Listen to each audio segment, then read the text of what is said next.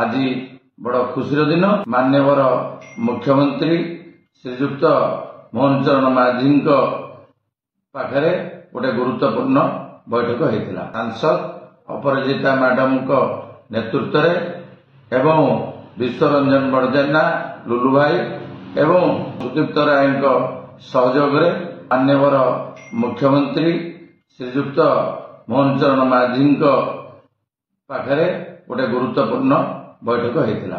एथरे माननीय सांसद beat by beat माननीय मुख्यमंत्री की बुझाइले। माननीय मुख्यमंत्री प्राय 1 घंटार ऊर्ध्व समय देते।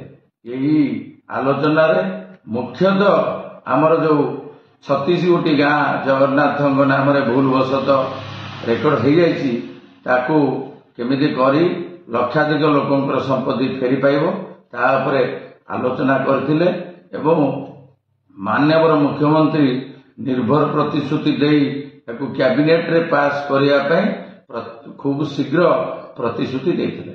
एवं आउरी गोटे मुख्य जिनस जोटा कि 10 वर्ष हला जटणी व्यवसायी संघर सब व्यवसायी मानकर 588 दुकान घर उच्छेद होता एपर्यंत से बोलुंट भी माननीय सांसद अपराजिता मैडम सेठी मुख्यमंत्री कहीकि 16 कोटी 58 लाख टंका मंजूर करने अनुरोध करते मुख्यमंत्री की। एवं मुख्यमंत्री ए जिनस को जल्दी करी केमिति भेंडिंग जोन माध्यम 588 दुकान घर पाइबे बोली निर्भर प्रतिश्रुति देते।